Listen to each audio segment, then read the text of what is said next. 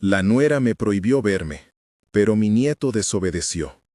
Lo dije en voz baja, como quien repite una mala noticia apenas soportable. Y sin embargo, esa frase contiene todo lo que cambió mi vida. La orden fría de una mujer que se volvió la dueña de la casa, el silencio cómplice que se iba instalando en las comidas, y la valentía inesperada de un niño que decidió no obedecer una orden que le sonaba a injusticia. Me llamo Ana. Tengo los cabellos canos y las manos marcadas por años de recetas y de costuras, por las noches en vela cuidando a hijos, por las largas colas de farmacia para comprar lo que necesitaban. Viví la mayor parte de mi vida en la misma casa donde crecieron mis hijos. Traté de hacer de aquel lugar un refugio para todos. Hace unos años mi hija se casó y su esposa, mi nuera, se mudó con ellos. Al principio todo fue como siempre, risas en la cocina, cumpleaños, la mesa siempre puesta. Pensé que éramos afortunados, que la familia era mi lugar seguro. Pero la seguridad se vuelve frágil con la costumbre. Las pequeñas cosas, que al principio parecen nimias, fueron acumulándose hasta formar una extraña cortina de humo. Llamadas que terminaban en tonos apagados cuando yo me acercaba al teléfono, invitaciones a la casa que se convertían en excusas, comentarios evasivos sobre no es buen momento cuando yo preguntaba por ver a mi nieto. Al principio atribuí todo a la rutina, al cansancio, a la crianza moderna. Está ocupado, me decían. Ella está controlando la casa y las cosas, me decían. Y yo confié. Recuerdo una tarde de invierno, el humo del té subiendo en remolinos mientras doblaba una servilleta, cuando sentí por primera vez que algo no encajaba. La nuera, con su sonrisa medida, la voz como vidrio pulido, me dijo con un tono que no admitía réplica: «Ana, es mejor que no vengas tanto a verlo. Estamos organizando algunas cosas y no es conveniente que estés entrando y saliendo». Fue la primera prohibición clara. No hubo pelea, no hubo gritos, solo una puerta que se cerró con una cortés indiferencia. La prohibición vino envuelta en 1000 pequeñas justificaciones.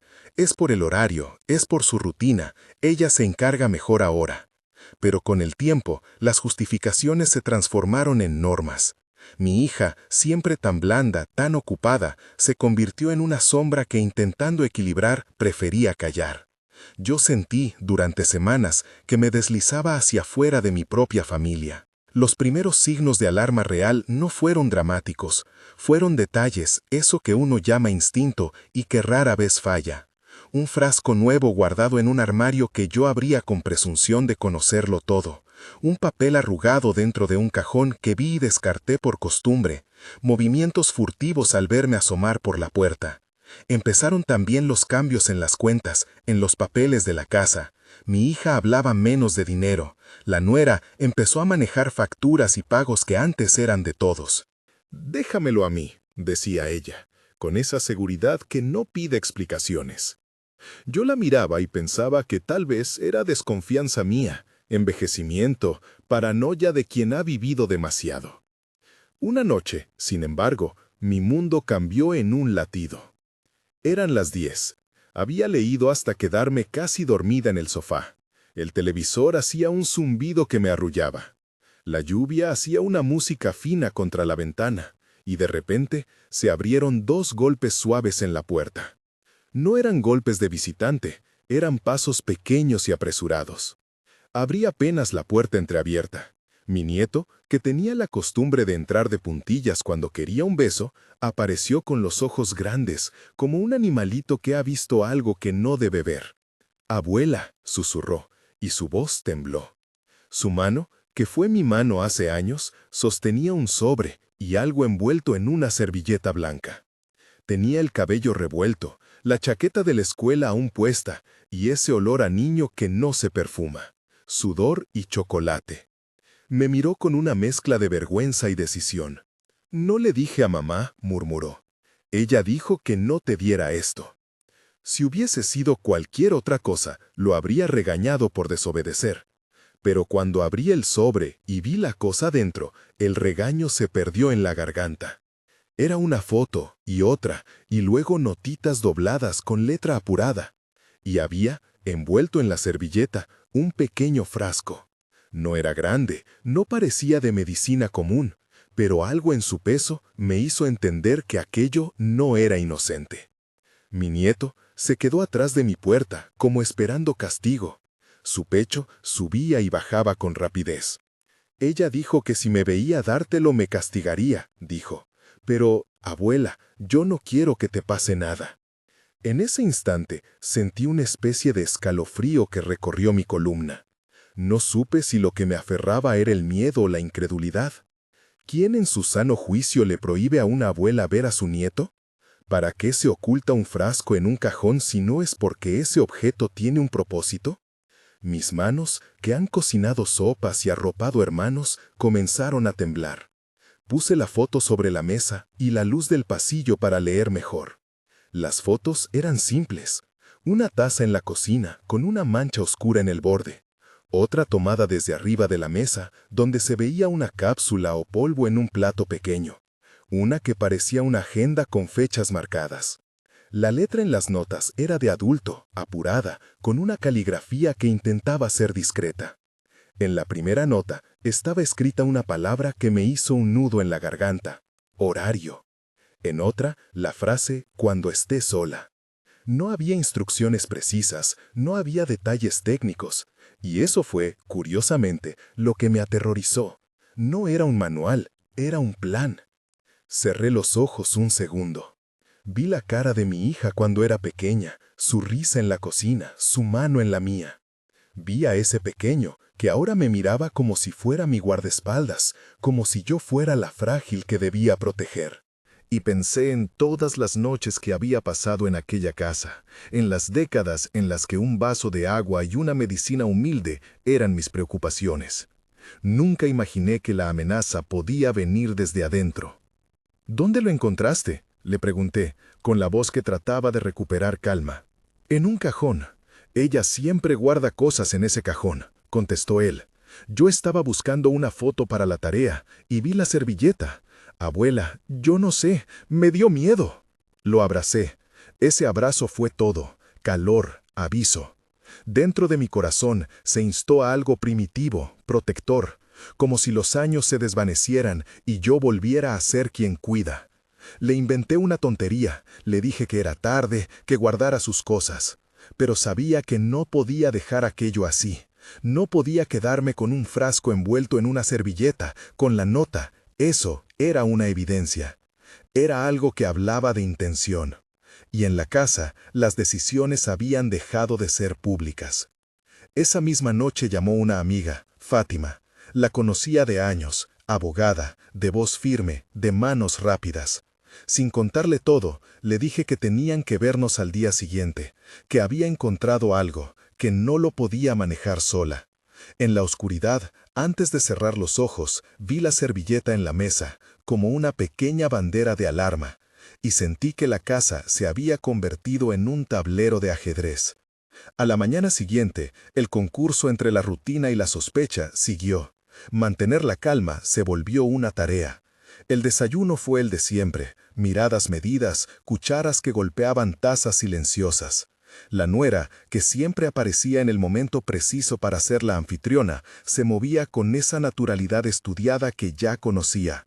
Sonrisa exacta, labios que no dejaban filtrar significado. Yo fingí normalidad. Mi nieto, bajo instrucciones mías y con la obediencia natural de los niños que entienden las reglas de la supervivencia, se quedó en su cuarto. Durante ese día, empecé a mirar con otros ojos la casa, los cajones, la alacena, la caja donde guardábamos las fotos antiguas. Había cosas que no reconocía. Había olores en frascos que antes olían a condimento y ahora olían a limpieza industrial. Vi un registro de pagos que no cuadraba con lo que yo recordaba, recibos que apuntaban a movimientos domiciliarios que habían cambiado, como si alguien hubiera ido reorganizando la casa para ocultar más que cosas. Mi nieto vino antes del almuerzo y me dio una hoja que había robado del escritorio, una copia de pantalla de una cuenta con movimientos que no entendía del todo, pero que dejaban ver números que se iban yendo a lugares que no eran de la familia. «Yo saqué esto cuando ella no estaba», dijo. «Lo imprimí sin que me viera. Tenía manchas de tinta en los dedos. Sus actos me provocaban orgullo y una culpa Ya inerme. inventabas ¿Cómo decirle a un niño que no se exponga cuando la vida real a veces requiere coraje? Decidí, con la calma demasiado afín a la urgencia, que no podía actuar sola. Llamé a Fátima y le conté, con la precisión de quien atesora cada palabra, lo que había en las fotos y en las notitas. Ella, que tiene ese temple de quien ha visto casos, no me dijo «no te preocupes», ni me lanzó promesas. Me dijo que viniera con todo lo que tuviera, que no lo tocáramos más, que tomáramos fotografías y que ella pasaría por la casa.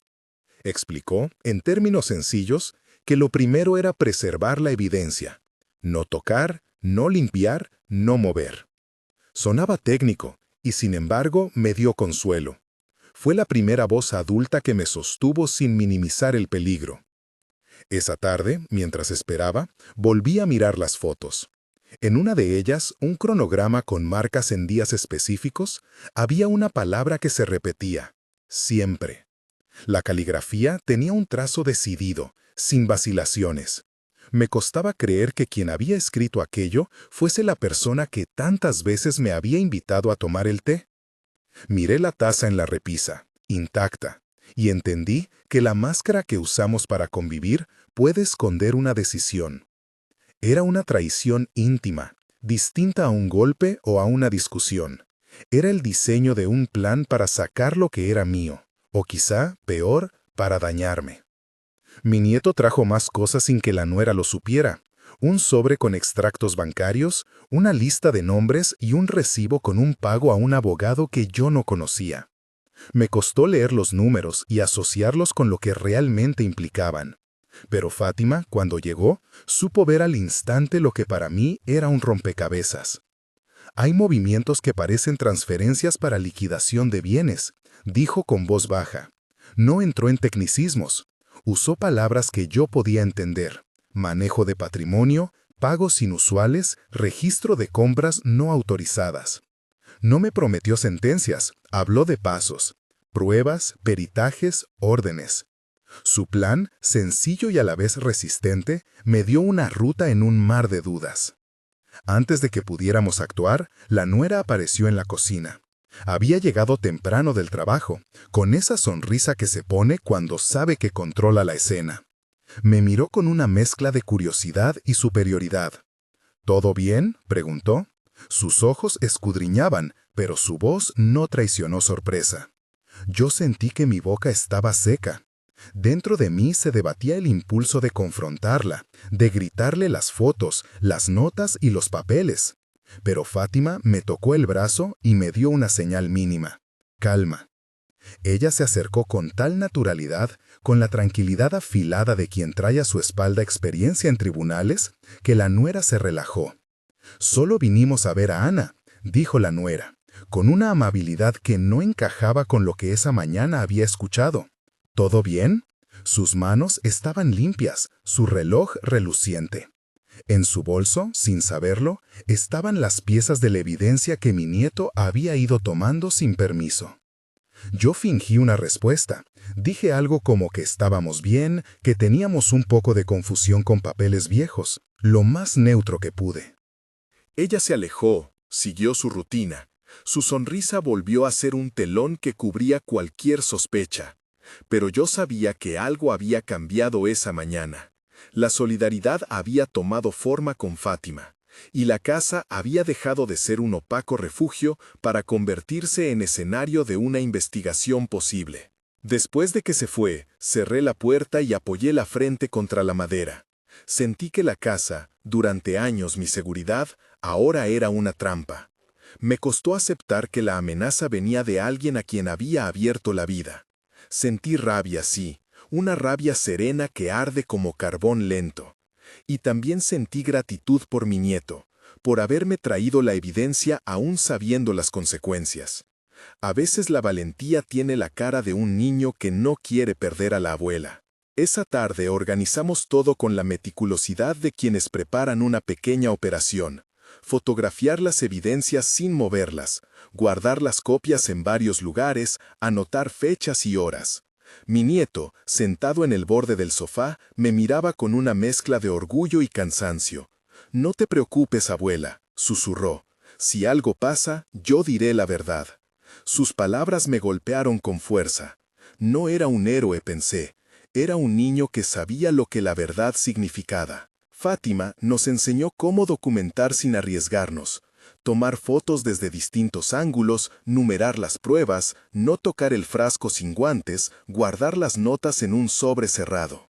Explicó que luego habría un peritaje, que la policía debía conocer los hechos pero con el respaldo de una abogada que filtrara para que nadie destruyera la evidencia antes de tiempo. Me habló también de resguardos, de no confrontar sola a la nuera, de cómo proteger al menor en el proceso. Cada recomendación que hacía era una pequeña tabla de salvación. Llegado el atardecer, mientras el cielo se teñía de naranja, decidimos que la mejor opción era esperar a que la nuera saliera de la casa otra vez y entonces llevar una copia de todo a la oficina de Fátima. Ella insistió, no confrontes, Ana, si ella sospecha podemos perderlo todo. La idea de perder las pruebas me paralizaba, pero aún más me paralizaba la idea de que mi nieto pudiera sufrir represalias. Si hay una represalia, dijo Fátima con determinación, actuamos ya. Hay recursos para protegerlos. Esa noche comí poco. Sentía que cada sonido en la casa era una posible amenaza.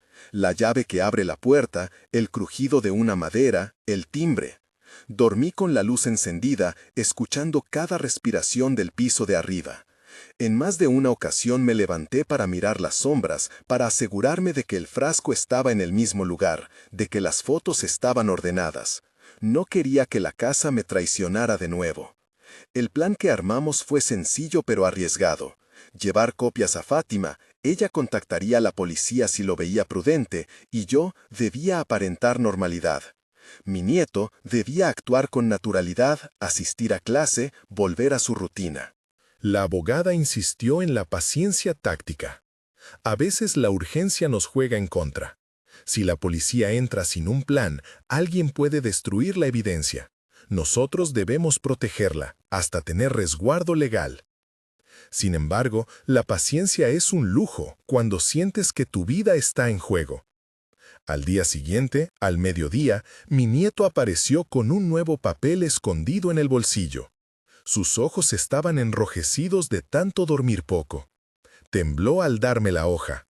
«Encontré esto en su bolso», dijo. «Lo tomé anoche cuando nadie miraba. Hay números, direcciones y una lista de cosas para cambiar en la casa». Sus manos se cerraron como en un acto reflejo, protegiendo ese papel como si fuera un tesoro. Esa hoja, cuando la desplegué, mostraba un plan de reorganización de bienes. Vender tal cosa, transferir aquella otra, arreglos para liquidar cuentas. No era un plan improvisado, estaba pensado para perdurar. Fue en ese momento cuando comprendí que no solo se trataba de una ofensa moral. Alguien estaba moviendo piezas para quedarse con lo que por derecho nos pertenecía. La traición tenía forma de contrato y de bolsillo. «Tenemos que hacer algo ya», dije sin pensar. El impulso fue inmediato, casi animal. Fátima me miró con gravedad. «Podemos, pero con método. Si actuamos precipitadamente, podemos poner en riesgo a tu nieto». Era cierto. Había que encontrar un equilibrio entre proteger la evidencia y proteger al niño. Poco después, cuando nos disponíamos a salir de la casa para llevar copias a la oficina de la abogada, escuchamos algo que heló la sangre.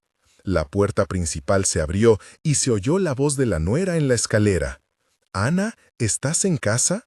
La calma que hasta ese momento habíamos tratado de sostener se rompió en un hilo tenso. Mi nieto se quedó inmóvil. Yo apreté la hoja contra mi pecho. En la cocina, la servilleta con el frasco parecía pulsar, como un corazón expuesto. Fátima se adelantó, con la serenidad de quien sabe que el momento llegó. «Mejor hablamos con naturalidad», murmuró. Me dio una última mirada de complicidad. «Recuerda no acusar sin pruebas, solo pregunta. Deja que ella se revele». Sus palabras eran un arma en sí, una disciplina para no perder la ventaja. Abrí la puerta de la casa con la normalidad aprendida en años de convivencia. La nuera estaba allí, con una bolsa de compras, su sonrisa intacta, su porte habitual. No dijo nada inmediato. Sus ojos recorrieron la cocina, buscando un gesto que delatara. «Pasé a dejar esto», fue lo único que dijo, mientras dejaba las bolsas con una precisión que demostraba costumbre. Hubo un compás de espera que me pareció eterno. Miré a mi nieto, que se quedó atrás de mí, y le hice una seña casi imperceptible. «Confía en mí». Él asintió con la cabeza, como si comprendiera que a veces los mayores también necesitan que los pequeños no se callen. Y en ese momento, justo antes de que la conversación tomara un rumbo, la nuera lanzó una frase que retumbó como una campana. «He notado que has estado metida en cosas que no son de tu incumbencia, Ana. No quiero problemas. Por el bien de todos, mantén tu distancia». Su voz era cortante, pero contenía una amenaza apenas velada. No dijo más. Se despidió con un gesto que pretendía ser condescendiente y se fue. Cuando la puerta se cerró y quedamos solos otra vez, supe que habíamos llegado a un punto sin retorno. La prohibición ya no era solo una regla doméstica, era una línea trazada con intención. No iba a permitir que mi nieto cargara solo con la valentía. Decidí que no podía esperar más. Tomé todo lo que habíamos reunido, las fotos, la servilleta con el frasco, las notas, los extractos. Mi mano se cerró en torno a ellas con la determinación de quien protege lo más preciado. Mi nieto me miró y me dijo, con aquella simpleza que tienen los niños, «¿Me llevarás contigo, abuela?». Fue la pregunta que confirmó el plan. Yo no iba a arrancarlo de su hogar normal sin antes asegurar protección, pero tampoco iba a permitir que la evidencia se quedara en un cajón más. Por la tarde, mientras me ajustaba la chaqueta, escuchamos el motor de un auto detenerse en la calle. Era Fátima, puntual como siempre. La abogada bajó de su coche y se acercó con paso firme. Al vernos en la vereda, se inclinó hacia mi nieto y le dijo con voz baja, «Has hecho lo correcto, eres valiente, pero ahora vamos a ser cautelosos». Eso bastó para que el niño se calmara. Entramos en el coche con cuidado, con la sensación de que cada movimiento era observado. La ciudad parecía ajena a lo que nos consumía. Carros pasaban, la gente almorzaba, pero en mi pecho la urgencia hacía un tamborileo constante. En la oficina de Fátima nos recibió un escritorio ordenado y una silla que siempre me pareció demasiado cómoda para las decisiones que se toman en ella. Pusimos todo sobre la mesa. La abogada revisó, hizo copias, habló al teléfono y pidió silencio para analizar. Mientras esperábamos, me vi a mí misma envejeciendo en esa silla, la mujer que toda su vida había cuidado y ahora era cuidada por la ley, por la prudencia de una profesional. Sentí una mezcla rara de alivio y vulnerabilidad.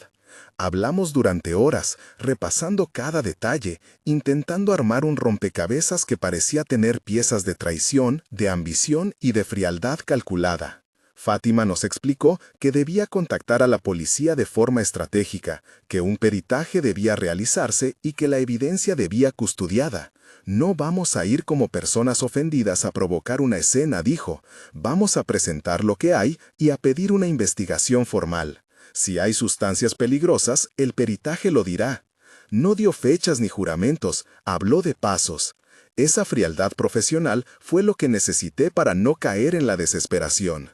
Cuando salimos de su oficina, la tarde se había vuelto más fría. Llevábamos copias y originales en un sobre sellado. Mi nieto caminaba a mi lado con la cabeza bien alta, como si llevara una bandera que no comprendía del todo. «¿Crees que todo estará bien?», preguntó. No supe qué contestar. Lo que supe fue que no estaría sola en ese camino. Había otras manos. Al entrar a la casa, la noche se extendía con el brillo tibio de las farolas. Cerré la puerta con cuidado y guardé la servilleta en el lugar más seguro que tenía. No podía exponernos más. Esa noche cené con el silencio de quien rumia una decisión, con el ruido remoto de la ciudad como un eco extraño. Mi nieto se durmió temprano con la sensación de haber hecho lo correcto y a la vez la de haberse convertido en un cómplice involuntario de algo que lo superaba. Pasaron días que fueron una espera tensa. Fátima mantuvo comunicación. Hubo llamadas. Me dijo que ya se había pedido un peritaje preliminar sin mencionar nombres para no alertar a la otra parte. La sensación de vivir con un segundo rostro, el de la acusación latente, era pesada. A cada paso sentía la urgencia de proteger a aquel pequeño corazón que se me pegó a la vida. Y entonces, en un jueves nublado, llegó una noticia que me abrió la esperanza. La policía solicitó hacer una inspección preliminar. No se pronunciaron aún sobre culpabilidades ni sentencias, simplemente dijeron que existía una denuncia que ameritaba verificación. Fue la palabra que esperábamos. Significaba que no estábamos lidiando solo con sospechas. Significaba que lo que mi nieto había encontrado tenía peso. Fátima, al decirlo, no celebró. Su rostro era serio, pero contenía una luz, la de quien sabe que el sistema puede funcionar cuando las piezas están en su lugar. Esa noche me acosté con la sensación de que por primera vez en semanas habría movimiento en la inercia. Pero también supe que lo peor no había pasado. La casa seguía igual en apariencia, y la nuera seguía moviéndose como si nada. Aún así, en mi pecho algo se había transformado. La prohibición ya no era un mandamiento, era una acusación silenciosa. Mi nieto había desobedecido, y por eso nos había salvado. Pero esa desobediencia había encendido una vela que tendría que ser cuidada con atención. Al volver a casa, resolví guardar una nota en mi bolso, una pequeña hoja que decía lo que no quería olvidar. Confía en la verdad, protege al niño, actúa con justicia. No era una orden, era un juramento. Me la puse cerca del corazón y supe que aunque el camino iba a ser largo, no volvería a ser la misma. Sin embargo, la noche antes de la inspección sucedió algo que no habíamos previsto. Cuando ya todos dormíamos, mi nieto vino a mi cuarto con los ojos más grandes que el miedo. «Abuela», dijo con voz temblorosa, «ella rompió la caja donde estaban los recibos». Fue una frase breve que cayó como un golpe. En mi mente, las piezas se movieron. Si ella había empezado a romper cosas, si había empezado a actuar, eso significaba que sospechaba. Me levanté de inmediato. No por la bendita costumbre de quien en su vida ha corrido a apagar incendios, sino porque comprendí que ahora la situación pasaba de la clandestinidad a la acción. Hablamos en voz baja, planeamos lo mínimo, no confrontarla, llamar a Fátima, documentar el daño. «No toques nada», le dije.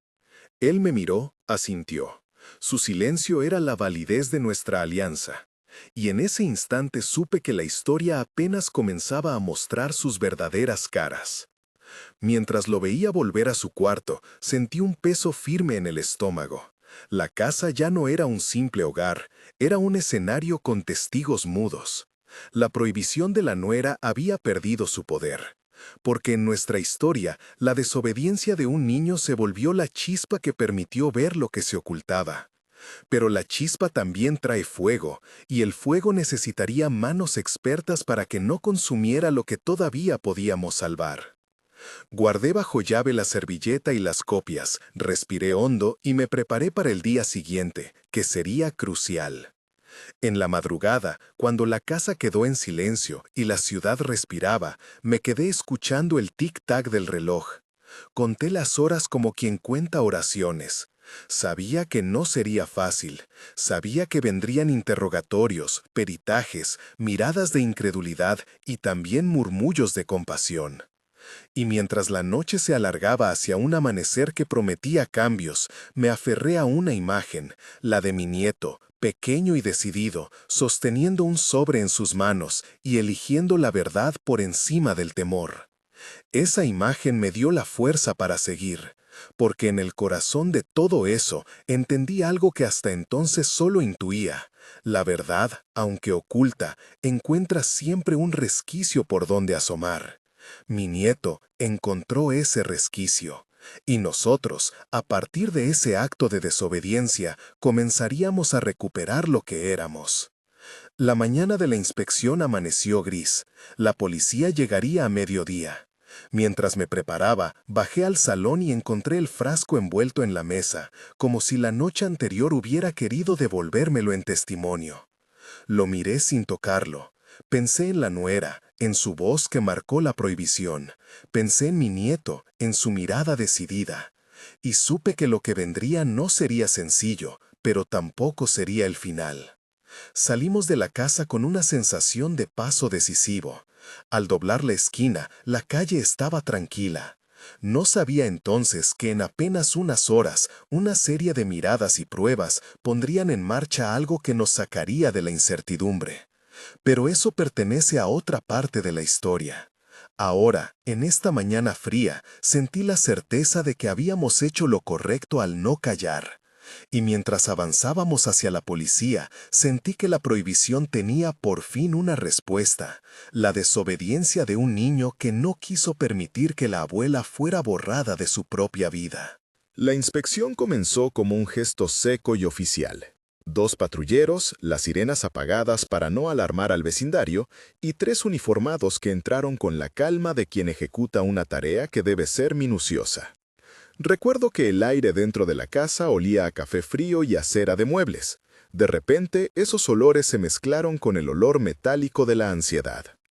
El comandante, un hombre de voz grave que se presentó con un gesto corto, nos pidió que nos quedáramos en la sala. Fátima habló con él en voz baja. Dijo las palabras que yo había temido pronunciar en voz alta. Tenemos indicios. Hay evidencia. Queremos una inspección formal. No dijo más de lo necesario, y sin embargo, bastó. Los oficiales se movieron por la casa con guantes.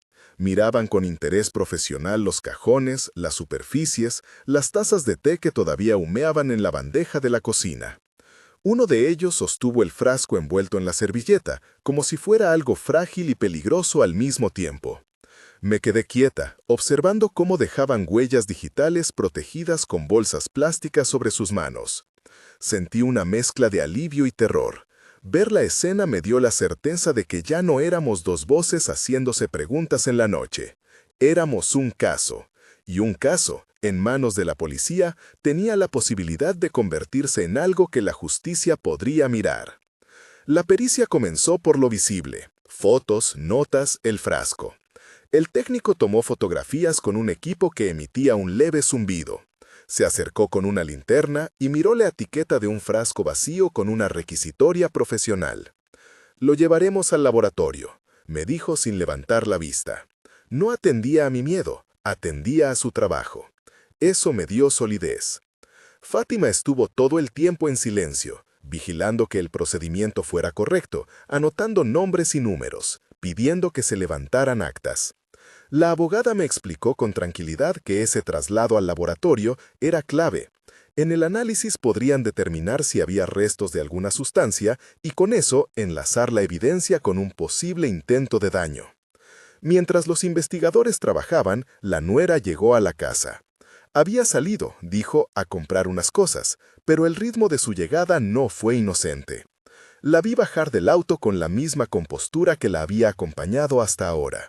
Pasos medidos, sonrisa colocada. Su mirada al ver los patrulleros fue un segundo de sorpresa que intentó transformar en calma. Entró con un «¿Qué pasa?», que venía envuelto en ironía. Fátima la recibió en la entrada como si fuera una representante de calma y le pidió que se sentara. La conversación que siguió fue un intercambio de frases medidas, preguntas que parecían inocentes y respuestas que olían a cálculo. Yo estuve allí, en la sala, sintiendo que mi corazón latía en la garganta, pero con la certeza de que la presencia de oficiales cambiaba el guión. En un momento la nuera quiso hablar conmigo en privado. Se acercó con una voz tenue, como pidiendo piedad. «Ana, esto es absurdo. ¿Qué pruebas tienen?» Fue la primera vez que la escuché sin su sonrisa puesta. Sus manos estaban crispadas. Sentí un impulso de mirarla a la cara y clavarle la verdad, de recitar todas las pruebas que teníamos. Pero Fátima me tocó la muñeca y me obligó a mantener la compostura. Era un juego de ajedrez. Cualquier movimiento en falso podía costarnos la evidencia. Así que respiré y me limité a decir: «Quiero que esto se aclare». No quería añadir combustible. La inspección siguió. Uno de los policías abrió el placar donde, según mi nieto, la nuera guardaba cosas.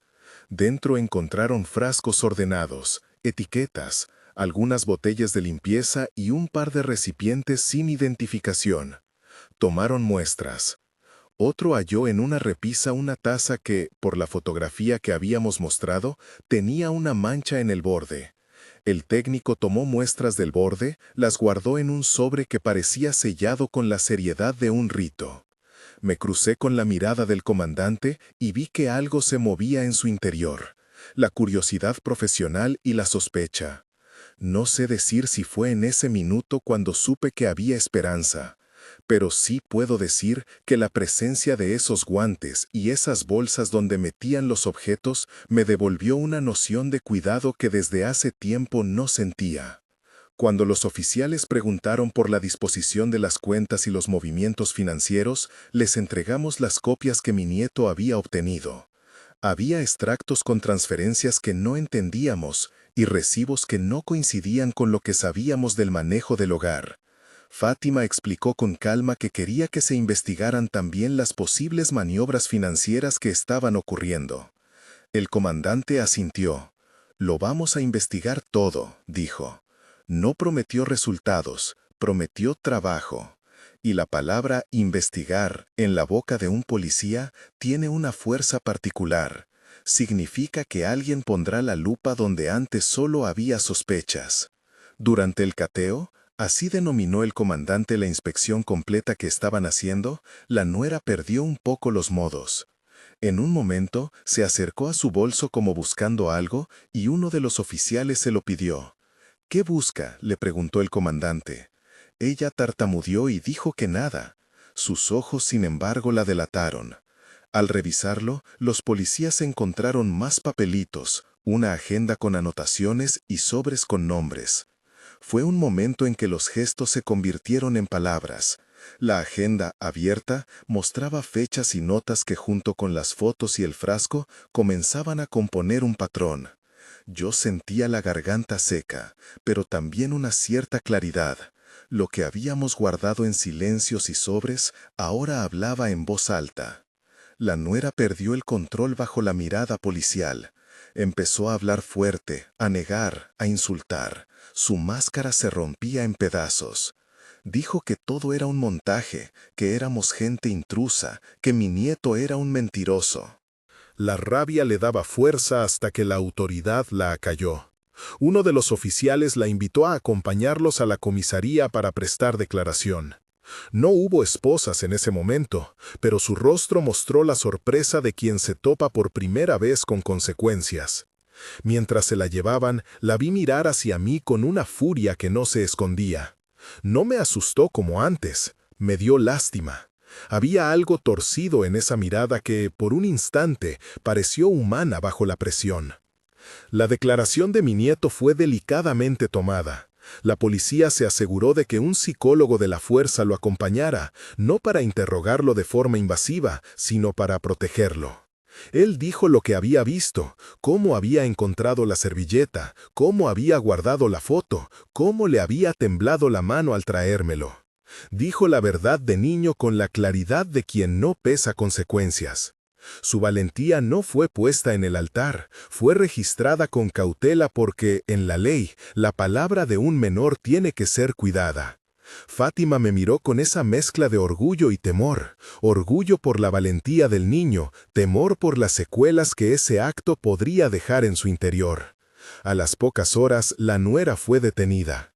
No fue un momento de película con dramatismos exagerados, fue algo sobrio, contenido. La llevaron con custodia y la orden de separación de la casa fue inmediata. Fue la primera vez que la casa quedó silenciosa por otras razones, ausencia y vacío. Mi hija, que hasta entonces había permanecido en un limbo entre el amor filial y la confusión, se derrumbó. Lloró con un llanto que no era únicamente por la detención de su pareja, era un llanto por la fractura de la familia, por la traición que la ponía entre dos mundos. La abrazamos, le dije que estaba orgullosa de ella. Ella me miró con ojos rotos y dijo, «No sabía, mamá». Y yo, con la ternura que gastan los años, le respondí: a veces el que no sabe también es herido.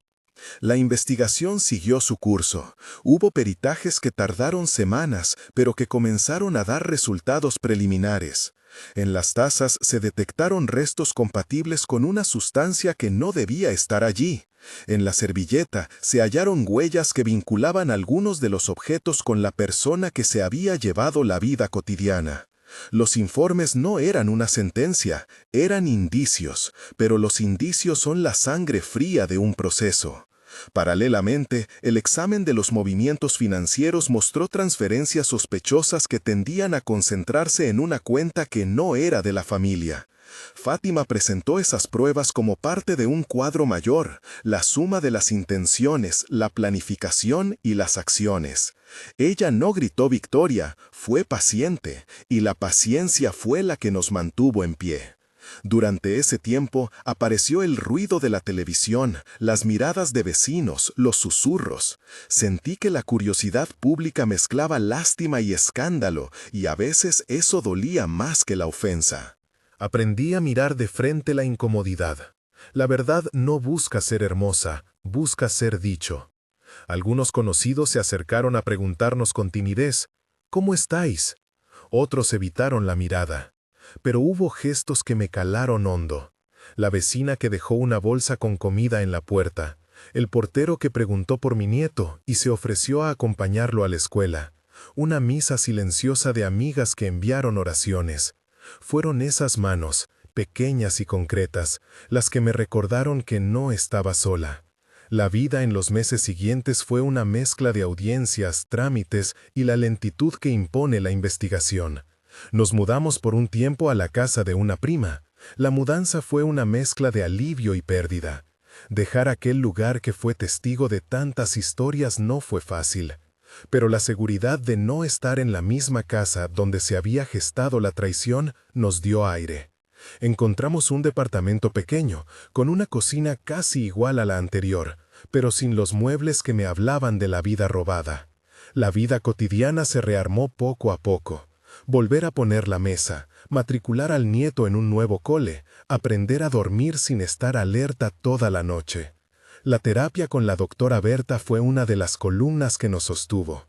Ella tenía una forma de hablar con metáforas simples. El trauma no se va de una vez, se desmonta por piezas. Con mi nieto trabajó con juegos y pláticas que no forzaran el recuerdo, que le dieran herramientas para decir lo que sentía. A mí me enseñó a no tomar la culpa que no era mía. La culpa es un huésped pesado que no te pertenece, me dijo una tarde, mientras me daba una hoja con ejercicios de respiración. Aprendí a nombrar el miedo sin dejar que me definiera. Al principio pensé que la terapia era un lujo, luego supe que era una necesidad urgente. Si el cuerpo guarda los traumas, la mente guarda las historias, y ambas necesitan cuidado. Hubo un momento extraño en el proceso. La nuera pidió hablar con mi hija a través de la puerta de la estación. Fue una conversación breve, medida. Ella no pidió perdón con palabras que dieran cuenta de lo que había sucedido. Su tono fue más bien de defensa y de reproche. «Esto será aclarado», dijo. «No saben todo». Mi hija se sentó en la silla con el cuerpo pequeño de quien ha perdido certezas. Dijo poco.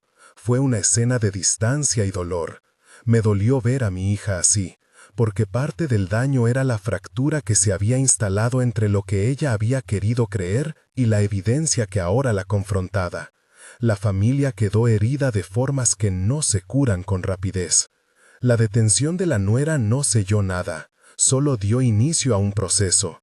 Hubo audiencias preliminares donde las palabras resonaban con frialdad técnica. Indicios, medidas cautelares, resguardo de bienes.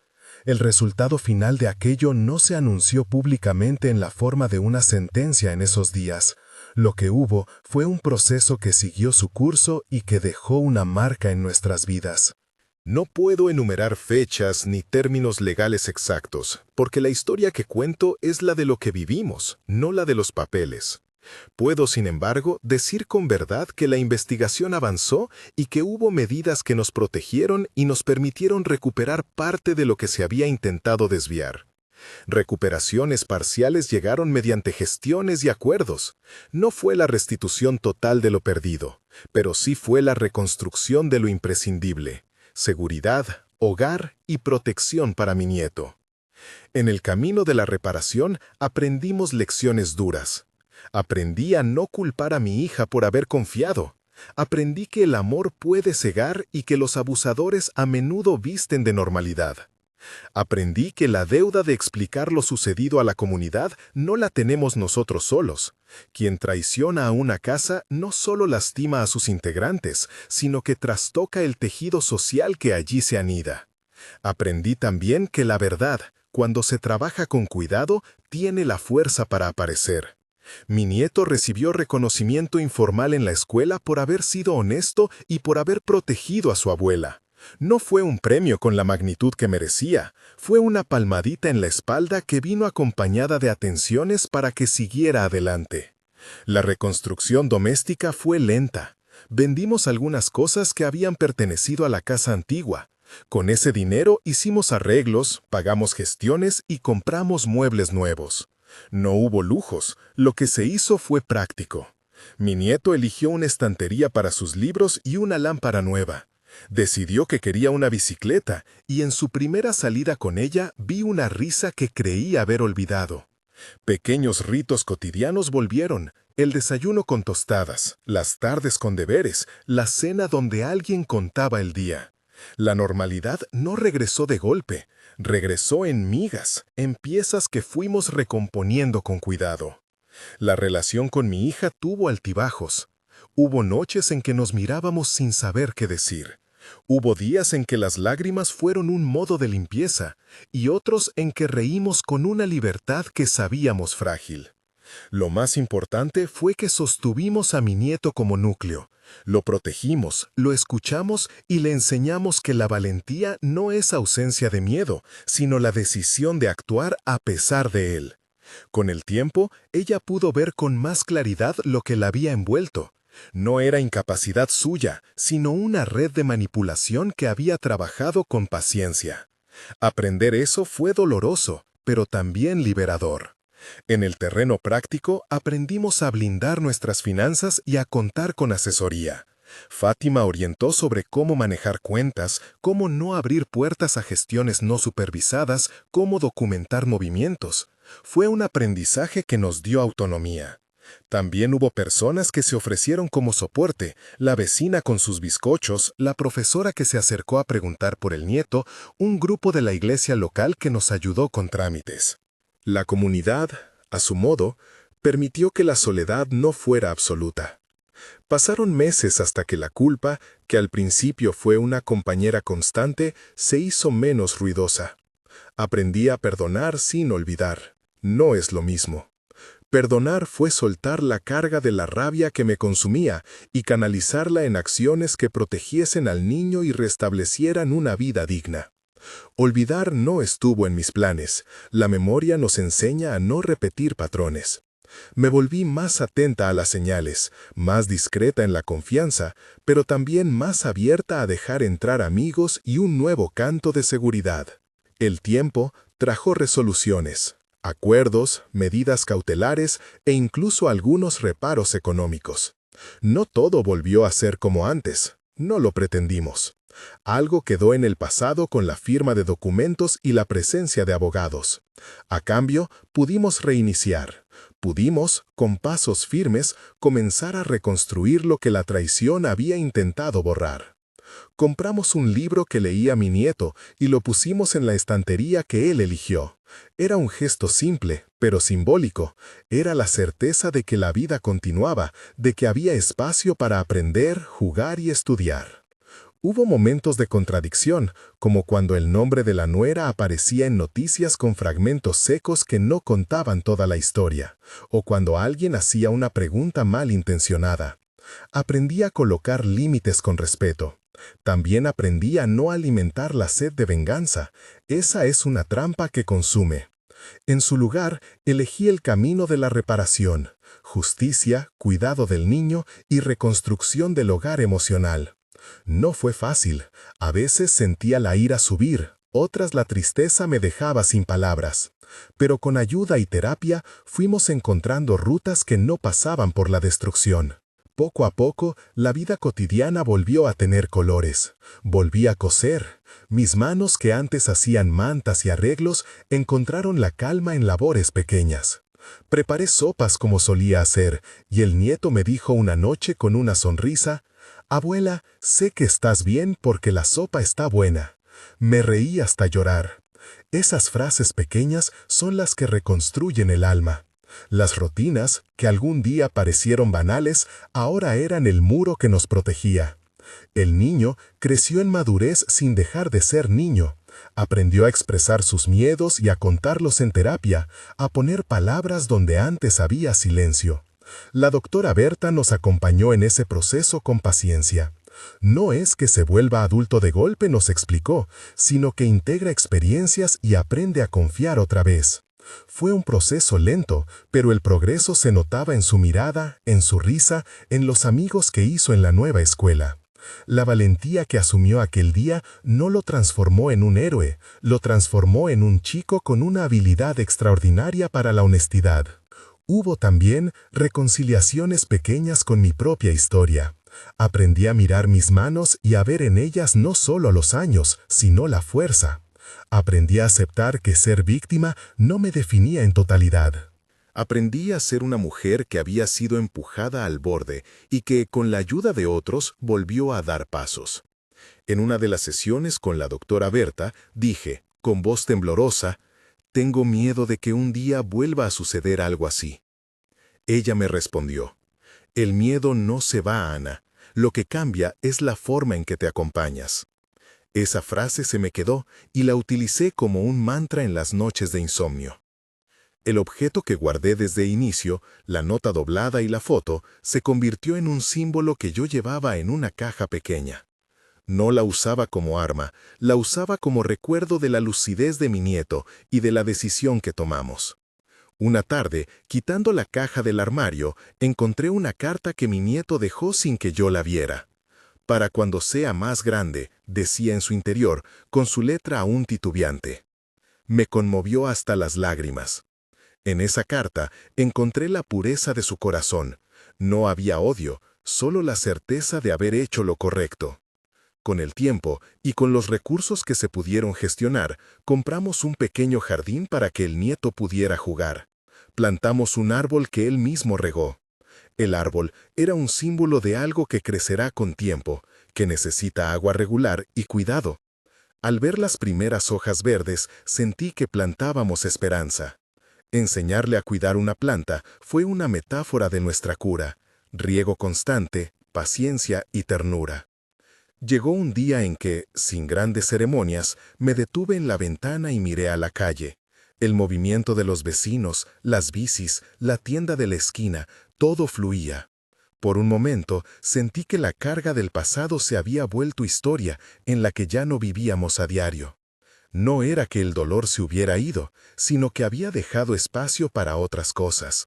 Desayuno con amigos, tardes de costura, paseos con mi nieto. Empecé a asistir a un taller de mujeres mayores donde conté parte de mi historia. No como quien busca consuelo, sino como quien comparte una advertencia y una esperanza. A menudo, la gente me pregunta qué haría diferente si pudiera volver atrás. La respuesta no es simple. Tal vez no habría cambiado nada, porque del dolor se tejieron enseñanzas que no quisiera perder. Tal vez hubiese tenido más preguntas, más sospechas, un poco menos de confianza. Pero no quiero que eso suene a culpa. La vida es compleja y la gente que se vuelve dañina sabe cómo disfrazarse. La enseñanza que comparto es esta: escucha tu intuición, protege a los vulnerables y no te sientas sola al pedir ayuda. Hay una escena que nunca olvidaré. Fue cuando, por fin, tuvimos una audiencia donde se habló de medidas de protección. Salí de esa sala y mi nieto me abrazó con fuerza. No dijo mucho, solo apoyó la cabeza en mi hombro y respiró. En ese instante, pensé en la noche en que él entró a mi casa con la servilleta. Pensé en todas las horas de insomnio, en las llamadas de Fátima, en los días de espera. Pensé en cómo la verdad tuvo que abrirse paso entre las mentiras. Y supe que la desobediencia de un niño, que para muchos fue solo un gesto impulsivo, había sido en realidad la decisión de salvaguardar la vida de alguien a quien ama. La nuera, en su proceso, enfrentó consecuencias. No soy quien para juzgar públicamente el resto de su vida. Sé que la justicia tiene sus herramientas y que cada caso avanza con su ritmo. Nosotros, por nuestra parte, seguimos reconstruyendo. Aprendimos a sobrevivir sin rencor como motor. Aprendimos a sostener la esperanza con actos concretos, terapia, comunidad, trabajo en la escuela y tiempo. Y entendimos que el amor familiar puede ser frágil, pero también puede curarse cuando se cuida con intención. Hoy, cuando me siento a escribir esto en la mesa de la cocina nueva, veo la foto que mi nieto me dio aquella noche. La tengo en un marco pequeño, al lado de la ventana. Lo que la imagen guarda ya no es únicamente el peligro, es la prueba de un acto de valentía infantil que nos dio la posibilidad de seguir viviendo. A veces la miro y sonrío, otras veces la saco y la vuelvo a leer con el peso de la memoria. Pero siempre me recuerda que la desobediencia, en ese contexto, fue un acto de amor. Quiero terminar con algo que aprendí en todo esto. Confiar en el instinto no es lo mismo que vivir con desconfianza. Hay una línea fina. La intuición es un aviso, una señal que merece ser atendida con prudencia. Si algo en tu hogar, en tu vida, te hace sentir incómoda, busca ayuda, documenta, no te quedes en silencio. Y si un menor se interpone con valentía, protégelo. La valentía de un niño no debe ser la única defensa. Los adultos tenemos la obligación de tomar medidas, de acompañar, de procurar justicia. No glorifico la desobediencia en sí, solo digo que en ocasiones, cuando la amenaza es real, los actos valientes pueden salvar vidas. Si esta historia te tocó y crees que alguien debería escucharla, compártela con cuidado. Contar lo que sucedió nos ayudó a sanar y quizás pueda ayudar a otros a reconocer señales. Y si estás pasando por algo parecido, busca ayuda profesional y legal, no estás sola. Mi nieto, ahora más grande, sigue trayéndome notas y pequeñas pruebas de afecto. Una flor seca que encontró en el parque, un dibujo, una promesa escrita en un trozo de papel. Guardo todo en la caja pequeña que abrí desde el principio.